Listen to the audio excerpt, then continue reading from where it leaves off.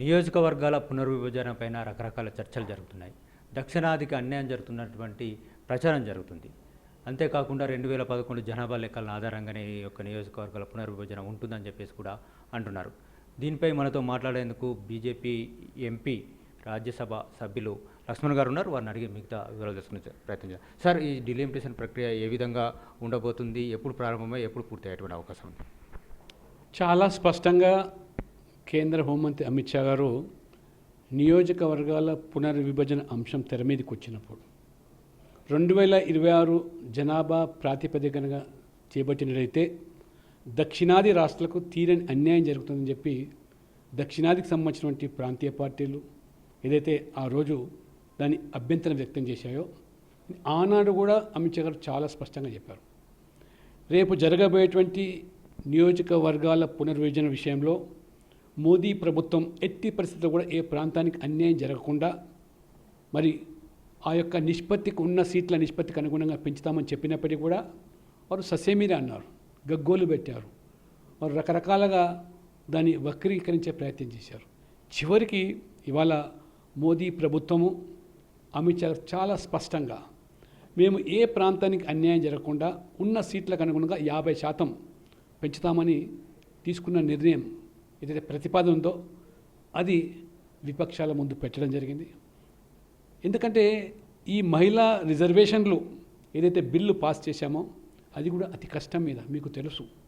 ఆనాడు సోనియా గాంధీ సైతం యూపీఐ చైర్పర్సన్గా యూపీఐ ప్రభుత్వం ఉన్నప్పటికీ మహిళ అయినప్పటికీ కూడా మహిళల పక్షపాతిగా వ్యవహరించకుండా ఆ కూటమి పక్షాలే ఆ బిల్లును చించివేస్తే ఆ ప్రభుత్వం దాన్ని తప్పుకున్నది, మహిళలకు న్యాయం జరపలేదు.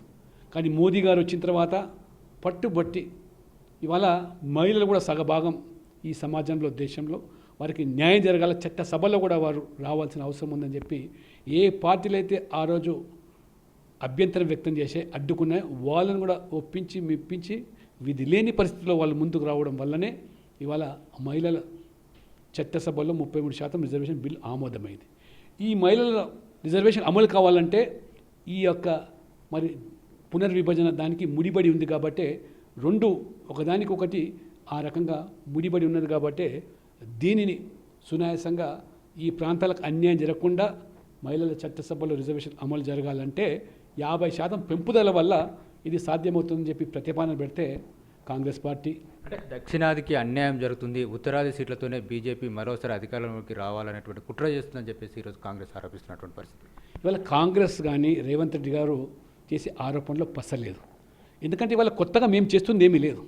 గతంలో మీ ప్రభుత్వం మీరు అధికారంలో ఉన్నప్పుడు ఏ పునర్విభజన అనుగుణంగా నియోజకవర్గాలను మీరు ప్రతిపాదించారో దాని మీద ఇవాళ 50% పెంచుతామంటున్నాం. ఎక్కడ కూడా ఒక సీటు తగ్గదు.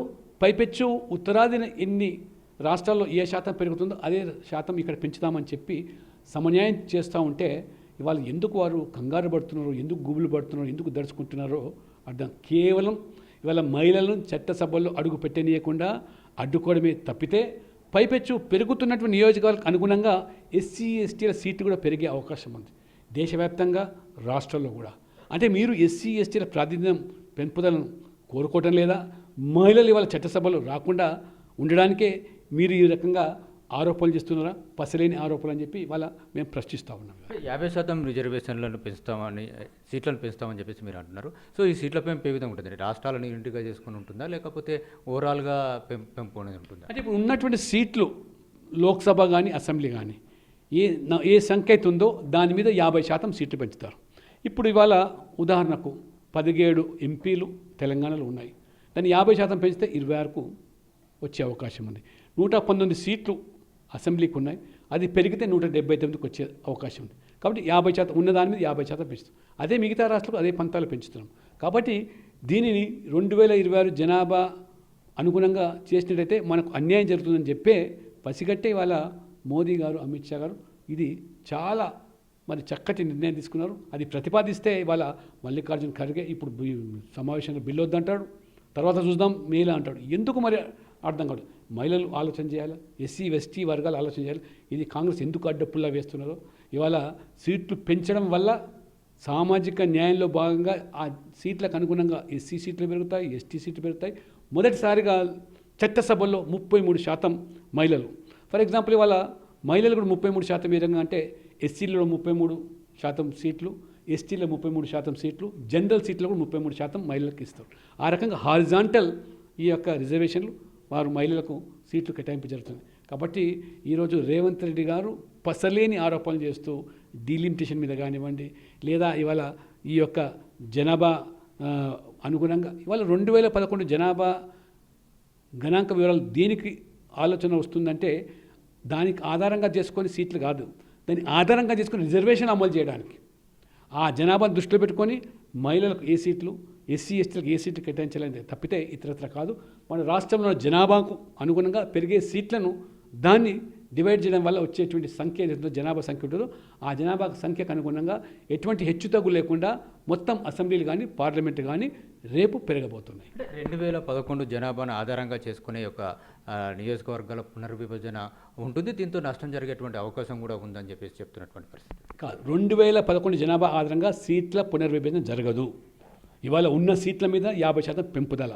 2011 జనాభా దేనికంటే ఏ ఒక్క సామాజిక వర్గం ఏ సీట్లలో ఎంత ఉంది, రిజర్వేషన్ కోసం మహిళలకు ఏ సీట్లు కేటాయించాలా, ఎస్సీలకు ఏ సీట్లు, ఎస్టీలకు ఏ సీట్లు కేటాయించడానికి దాని ప్రాతిపదిక తీసుకుంటూ కానీ సీట్ల పెంపుదలలో 2011 జనాభా గణాంక వివరాలే ఆ ప్రస్తావనే లేదు. సార్, మహిళా రిజర్వేషన్ బిల్లుని పార్లమెంట్లో పాస్ చేసేటప్పుడు, అది చట్టమయ్యేటప్పుడు దాంట్లో కొన్ని అంశాలను పొందుపరచడం జరిగింది. ఒకటి జనాభా లెక్కలు చేయాలి, తర్వాత డీలిమిటేషన్ చేయాలి, ఆ తర్వాతనే మహిళా రిజర్వేషన్ అని చెప్పేసి. సో ఇప్పుడు మహిళా రిజర్వేషన్ను 2029 ఎన్నికల్లో అమలు చేస్తామని చెప్తున్నారు. ఆ లోపు జనాభా లెక్కలు పూర్తయితాయా, లేకుంటే ఏ విధమైనటువంటి మార్పులు చేర్పులు చేయబోతున్నారు? 2029 ఎన్నికల్లో మహిళలకు చట్టసభలో రిజర్వేషన్ రావాలంటే ఇది డీలిమిటేషన్ ప్రక్రియ ముడిపడి ఉంది. కాబట్టి 2026లో చేపట్టే జనాభా గణాంక వివరాలు అది 2028 అది కొనసాగే అవకాశం ఉంటుంది. కాబట్టి అది ఆ జనాభా 2026 పరిగణలోకి తీసుకున్నట్టయితే 2034 మహిళలకు చట్టసభల్లో రిజర్వేషన్ వచ్చే అవకాశం ఉంది. కానీ ఇవాళ మోదీ గారి ప్రభుత్వం ఎట్టి పరిస్థితుల్లో ఈ 2029లోనే మహిళలు చట్టసభల్లో రావాలని కోరుకుంటున్నారు. కాబట్టి దాని సామరస్యంగా ఎవరికి ఏ రకంగా కూడా అన్యాయం జరగకుండా ప్రాంతాలకు సమన్యాయంతో మహిళలను చట్టసభలో తీసుకురావాలి. అదే రకంగా ఏ ప్రాంతానికి కూడా సీట్ల సంఖ్యలో మరి అన్యాయం జరగకూడదని, పైపచ్చి పెరిగిన సీట్లలో కూడా ఎస్సీ ఎస్టీలు లాభపడాలి. కాబట్టి 2029 ఎన్నికల లోపలే ఈ ఎన్నికలకే ఈ ప్రతిపాదన వారు దానికోసమే ఈ బిల్లు పార్లమెంట్ తీసుకొచ్చే ప్రయత్నం చేస్తున్నారు. దాన్ని వల్ల కాంగ్రెస్ మాత్రం అడ్డుకుంటుంది. ఈ ఇండి కూటమిలో పక్షాలు కూడా దీన్ని బలపరుస్తున్నాయి. అంటే ఇంకోటి సార్, అంటే గతంలో రాజ్యాంగ సవరణ జరిగినప్పుడు 2026 జనాభా లెక్కల తర్వాతనే నియోజకవర్గాల పునర్విభజన చేయాలని చెప్పేసి ఉంది. సో దాన్ని ఏ విధంగా మార్పులు చేసుకోవచ్చు?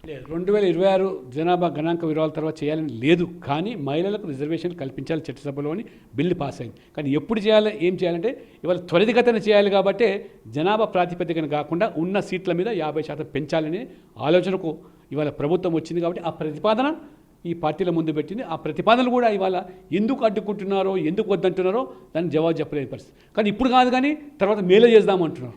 మరి ఈ మే వరకు వాళ్ళకు ఏం జరుగుతుంది, నష్టం ఏ విధంగా వాళ్ళు ఊహిస్తున్నారో అర్థం కావటం లేదు. తర్వాత చేద్దామంటున్నారు.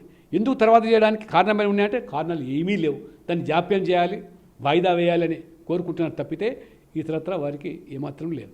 ఈ పార్లమెంట్ సమావేశంలో బిల్లు పెట్టేటువంటి అవకాశం ఉంది సార్? నిన్న అమిత్ షా గారు చెప్పారు, ఈ పార్లమెంట్ సమావేశంలో బిల్లు పెడదామని మేము ప్రతిపాదనలు పెట్టాం. కాంగ్రెస్ ఎందుకో అడ్డుకుంటున్నది, కాంగ్రెస్ వద్దంటున్నది.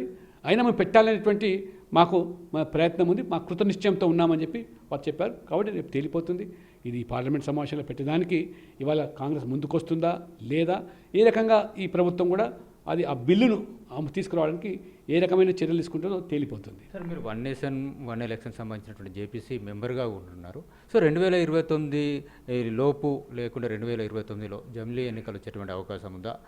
ఏ విధంగా మీ కమిటీ ముందుకు వెళ్తుంది? 2029లో జమిలీ ఎన్నికలు తప్పకుండా వచ్చేటువంటి పరిస్థితి ఉందా? కమిటీ నివేదిక ఇంకా పూర్తి కాలేదు, చర్చలు జరుగుతున్నాయి. ఇవాళ మొత్తం సర్వత్రా కూడా మెజారిటీ 190% మంది ఏకకాలంలో ఎన్నికలు జరగాలి. గతంలో స్వాతంత్రం వచ్చినట్టు మొదట్లో 1952లో 57లో 62లో 67లో ఏకకాలంలో ఎన్నికలు జరిగినప్పుడు లేని అభ్యంతరం ఆనాడు కాంగ్రెస్ హయాంలో జరిగినటువంటి ఈ ఎన్నికల ఏకకాలంలో ఇప్పుడు ఎందుకు అభ్యంతరం వ్యక్తం చేస్తున్నారో ప్రజలు దీన్ని అర్థం చేసుకోవాలి, ఆలోచన చేయాలి. కాబట్టి ఇవాళ ఏకకాలంలో జమిలీ ఎన్నికలు రావాలని కోరుకుంటున్నారు.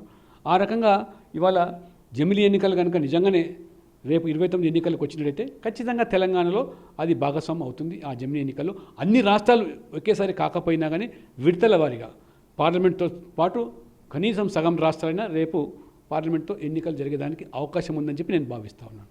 2029లోనే ఎన్నికలు జరుగుతాయి. తెలంగాణతో పార్లమెంట్తో పాటు తెలంగాణ ఎన్నికలు కూడా జరుగుతాయి. అప్పటి వరకు నేనే ముఖ్యమంత్రిగా ఉంటానని చెప్పేసి రేవంత్ రెడ్డి అంటున్నటువంటి పరిస్థితి. రేవంత్ రెడ్డి గారు ఏం చెప్తున్నారంటే జమిలీ ఎన్నికలు ఖచ్చితంగా వస్తాయి. 2029లో మన రాష్ట్ర అసెంబ్లీలు పార్లమెంట్ ఎన్నికలు ఏకకాలంలో జరుగుతాయి. కాబట్టి నా గడువు 28లో పూర్తయినప్పుడు కూడా 6 మాసాలు నేను కొనసాగుతాను, నా ప్రభుత్వం కొనసాగుతుంది, ఆ రకంగా జమిలీ ఎన్నికలకు ఉంటాను. కానీ అది రాజ్యాంగంలో అవకాశం లేదు. రేవంత్ రెడ్డి గారు ఆర్టికల్ 83, ఆర్టికల్ 172 ఆనాడు ఇందిరాగాంధీ ఎమర్జెన్సీ విధించి తమ కాల పరిధిని 1 సంవత్సరం అయితే 5 సంవత్సరం 6 సంవత్సరాలు పొడిగించుకుందో ఎమర్జెన్సీని సాకుగా చూపించి ఆ రోజు ఆ రాజ్యాంగంలో లేనటువంటి సవరించి తీసుకున్న నిర్ణయాన్ని మళ్ళీ 1978లో జనతా పార్టీ అధికారంలోకి వచ్చిన తర్వాత ఆ యొక్క మళ్ళీ 83 ఆర్టికల్ను 172 ఆర్టికల్ సవరించి ఎట్టి పరిస్థితుల్లో కూడా 5 సంవత్సరాలకు మించి ఈ అసెంబ్లీ కానీ లోక్సభ కాలమర్చి ఉండడానికి వీలైనటువంటి చట్టాన్ని రాజ్యాంగం సవరించి తీసుకొచ్చింది. కాబట్టి అటువంటి అవకాశం లేదనే విషయాన్ని రేవంత్ రెడ్డి గారు తెలుసుకోవాలి. రాజ్యాంగంలో చాలా స్పష్టంగా 5 సంవత్సరాలకు మించి అవకాశం అయితే అవసరం అనుకుంటే ఆ 5 సంవత్సరాలకు ముందు అసెంబ్లీ రద్దు చేసుకొని క్యాబినెట్ నిర్ణయం తీర్మానం చేసి ఆ రకంగా ముందుకు పోవచ్చు, దానికి ఆస్కారం ఉంది. కానీ ఎక్కడ కూడా రాజ్యాంగంలో చట్టంలో పొడిగించడానికి ఆస్కారం లేదు. మనం గతంలో చూసాం తెలంగాణలో అంతకుముందు ఏకకాలంలో ఎన్నికలు జరిగినాయి. కానీ ఆ రోజు కేసీఆర్ గారు మరి మోదీ గారి చరిస్మాకు భయపడో ఏకకాలంలో పోవడానికి వీలు లేకుండా అసెంబ్లీ రద్దు చేసుకొని క్యాబినెట్ తీర్మానం చేసి చివరికి ఎన్నికల కమిషన్ ఏకకాలంలో ఎన్నికలు నిర్వహించింది. కానీ ఈరోజు పొడిగించడానికి మాత్రం ఆస్కారం లేదనే విషయాన్ని ఇవాళ న్యాయ నిపుణుల ద్వారా రేవంత్ రెడ్డి గారు తెలుసుకుంటే బాగుంటుంది. అంటే తెలంగాణ అసెంబ్లీ ముగిసిన తర్వాత కూడా పార్లమెంట్ ఎన్నికలు జరిగేందుకు వరకు గ్యాప్ ఉంటుంది. ఆ గ్యాప్ను ఏ విధంగా పిల్లలు అది ఏ విధంగా చేస్తారనేది అది ఆ రోజు ఖచ్చితంగా మార్గమల్లగా ఉన్నది. అసెంబ్లీ రద్దు అయిపోతుంది, ప్రభుత్వం ఉండడానికి వీల్లేదు, ప్రత్యామ్నాయంగా అది ప్రెసిడెంట్ రూలా ఏ రకంగా ఉంటుందో ఆ రోజు కాలం నిర్ణయిస్తుంది. ఇవాళ రేవంత్ రెడ్డి బల్ల గుద్ది చెప్తున్నాడు ఏకకాలంలో ఎన్నికలు జరుగుతాయని. ఏకకాలంలో 29లో ఎన్నికలు జరిగినప్పుడు మీ ప్రభుత్వం మాత్రం 6 మాసాలు కొనసాగడానికి వీల్లేదనే విషయాన్ని ఇవాళ రాజ్యాంగం స్పష్టంగా సూచిస్తూ ఉన్నది. సో ఇది లక్ష్మణ్ గారు చెప్తున్నటువంటి విషయం. డిలిమిటేషన్ వల్ల దక్షిణాదికి ఎలాంటి అన్యాయం జరగదని వారు చెప్తున్నారు. ఒకవేళ నియోజకవర్గాల పునర్విభజన జరిగి ఆ తర్వాత జమిలీ ఎన్నికలు జరిగితే ఈ తెలంగాణ యొక్క ప్రభుత్వం యొక్క పదవి అసెంబ్లీ యొక్క గడువును పెంచేటువంటి అవకాశం ఉండదని ఆయన స్పష్టంగా చెప్తున్నారు. అప్పుడున్నటువంటి పరిస్థితుల ఆధారంగా నిర్ణయాలు ఉంటాయని వారు అంటున్నారు. కెమెరామెన్ మోహన్తో మహేష్, ఎన్టీవీ, హైదరాబాద్.